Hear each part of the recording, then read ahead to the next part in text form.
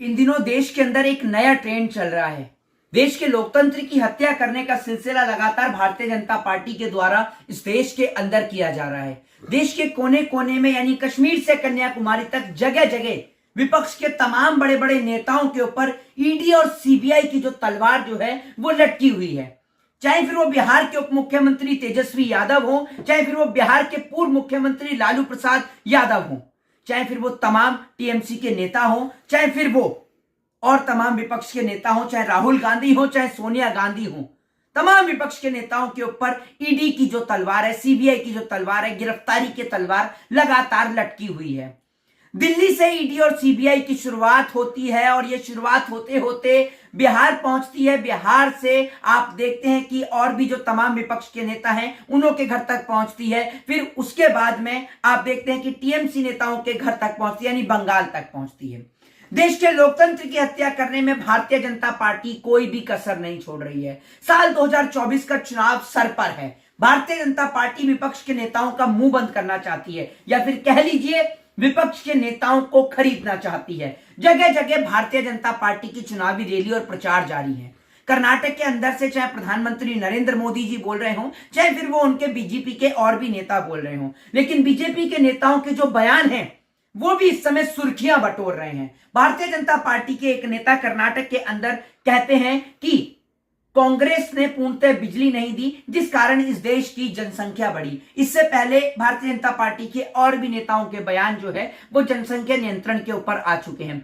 बहरहाल हम बात कर रहे हैं सीबीआई और ईडी की। सीबीआई और ईडी की जो है ये जांच जो है वो उन तमाम नेताओं के ऊपर और मंत्रियों के ऊपर नहीं बैठती है जो भारतीय जनता पार्टी के अंदर हैं। जब गृह मंत्री अमित शाह जी पहुंचते हैं तो उनके लिए पोस्टर लगाए जाते हैं स्वागत में, और उस पोस्टर को बड़े ही यूनिक तरीके से लगाया जाता है। अब मैं आपको बताता हूं कि वो पोस्टर किस तरीके से लगाए जाते हैं। वो पोस्टर कुछ इस तरीके से लगाए जाते हैं कि उन पर लिखा जाता है वॉशिंग पाउडर निरमा का जो एडवर्टाइजमेंट जिस तरीके से आता है, निरमा की फोटो लगाई जाती है। वो इसलिए लगाई जाती है कि जो तमाम बड़े बड़े नेता जो हैं, जो और अन्य पार्टियों को छोड़कर भारतीय जनता पार्टी में आए हैं, उन्हों की फोटो लगाई जाती है, चाहे वो ज्योतिरादित्य सिंधिया हो और तमाम बड़े बड़े नेता हो जो पार्टियों को छोड़कर भारतीय जनता पार्टी में आए हैं। अब आप लोग सोच रहे होंगे कि ये वॉशिंग पाउडर निरमा की फोटो क्यों लगाई गई है, तो उसका सबसे बड़ा कारण ये है क्योंकि भारतीय जनता पार्टी के पास एक ऐसा वॉशिंग पाउडर है, यानी एक ऐसी मशीन है जिसमें आप इधर से जाएंगे और उधर से एकदम साफ होकर आएंगे। अगर आप बलात्कारी हैं, आपके ऊपर मुकदमे हैं, आप गुंडे हैं, बदमाश हैं, या आपने भ्रष्टाचार किया है, पैसे का गमन किया है, तो देर मत लगाइए, भारतीय जनता पार्टी के अंदर अपनी ज्वाइनिंग करिए और बीजेपी में जाकर एकदम साफ छवि के हो जाइए। अगर आप किसी पार्टी के नेता हैं और आप उस पार्टी के अंदर कोई अपराध करते हैं तो आप बीजेपी में आए तो आप एकदम साफ छवि के हो जाएंगे। इसी का एक उदाहरण आपको पेश करता हूं मुकुल रॉय के तरफ से। मुकुल रॉय के बारे में आप जानते ही होंगे, शारदा चिटफंड घोटाले का आरोप मुकुल रॉय के ऊपर लगा था। लेकिन जब मुकुल रॉय जो है भारतीय जनता पार्टी का दामन थामते, हालांकि वापस से वो फिर टीएमसी यानी तृणमूल कांग्रेस में आ जाते हैं, लेकिन जब मुकुल रॉय भारतीय जनता पार्टी का दामन थामते हैं तो उनके ऊपर से सारे आरोप हट जाते हैं। लेकिन अभी ईडी और सीबीआई के बीच बिहार की एक खबर और है जो इस समय सुर्खियां बटोर रही है। बिहार के सन ऑफ बिहार कहने वाले मनीष कश्यप नाम के पत्रकार, हालांकि वो सन ऑफ बिहार नहीं, सन ऑफ बवासीर है।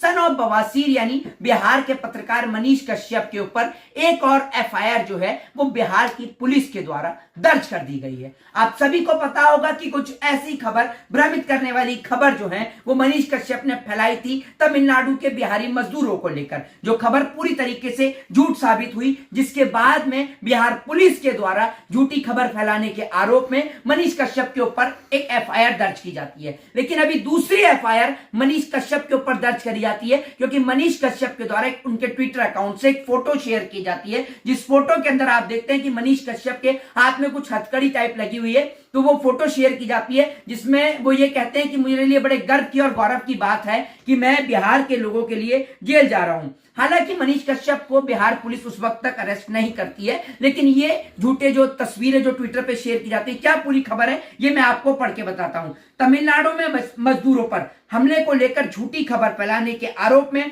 बिहार पुलिस ने यूट्यूबर मनीष कश्यप के ऊपर एफआईआर दर्ज की। मनीष कश्यप की गिरफ्तारी की तलवार लटक रही है, लेकिन मनीष कश्यप लगातार उप मुख्यमंत्री यानी बिहार के उप मुख्यमंत्री तेजस्वी यादव के खिलाफ हमला बोल रहे हैं। आपने देखा ही होगा, उन्होंने स्टेटमेंट भी दिया था कि मैं तेजस्वी यादव को दोबारा मुख्यमंत्री नहीं बनने दूंगा। बिहार पुलिस ने एक और एफआईआर दर्ज की है। यह मनीष कश्यप की झूठी गिरफ्तारी की खबर फैलाने को लेकर की गई है, क्योंकि मनीष कश्यप ने अपनी झूठी गिरफ्तारी की खबर फैलाई। हाथ बंधे मनीष कश्यप की एक तस्वीर शेयर कर @मनीष कश्यप 43 अकाउंट से ट्वीट कर कहा गया कि मुझे खुशी है कि अपने बिहार वासियों के लिए मैं जेल जा रहा हूं। एक और झूठी खबर, मनीष कश्यप का ये अकाउंट है या नहीं है ये मैं नहीं कह सकता आपको, लेकिन उस अकाउंट से शेयर की जाती है, जिसके बाद बिहार पुलिस के द्वारा एक और जो एफआईआर है वो सन ऑफ बवासीर के ऊपर दर्ज की जाती है। और ये उप मुख्यमंत्री तेजस्वी यादव की तरफ से एक अच्छी पहल है उन पत्रकारों के लिए जो देश में झूठ फैलाने का काम करते हैं।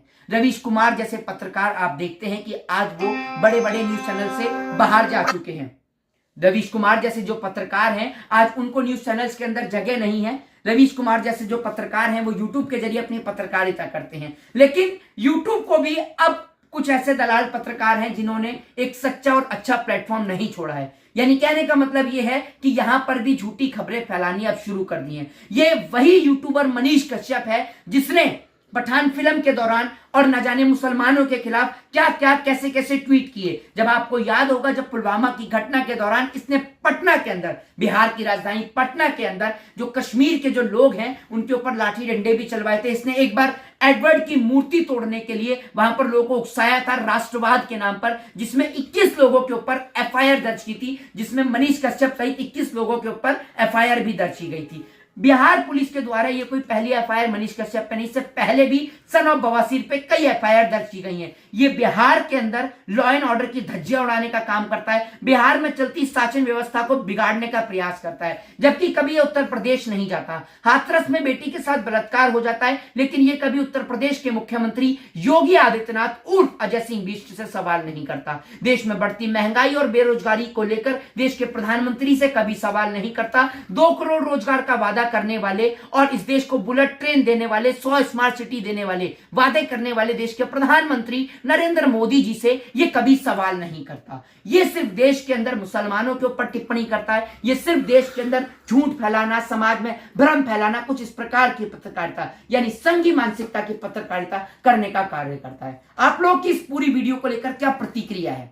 और अगर आपको ये वीडियो अच्छी लगी हो तो आप इस वीडियो को शेयर करें, ज्यादा से ज्यादा इस वीडियो को आप लोगों के पास शेयर करें और मेरे चैनल को सब्सक्राइब करें। और आप लोगों की क्या राय है, क्या प्रतिक्रिया, अपनी प्रतिक्रिया जरूर दीजिएगा और कमेंट बॉक्स के अंदर अपने विचारों को जरूर लिखा करिए। और अगर आपका भी कोई ऐसा मुद्दा है जिसको आप चाहते हैं कि मैं उठाऊं उस मुद्दे को, तो आप अपने क्षेत्र, अपने राज्य की खबर को मेरे कमेंट बॉक्स में जाकर जरूर भेजिएगा। जय हिंद, जय भारत, वंदे मातरम। ऐसे लोगों से सतर्क और सावधान रहिए जो देश के अंदर भ्रम फैलाते हैं, झूठ फैलाने का काम करते हैं, देश और समाज में नफरत फैलाने का काम करते हैं। अपने बच्चों को बेहतर शिक्षा दीजिए, रोजगार की बात उनसे करिए। जय हिंद, जय भारत, वंदे मातरम।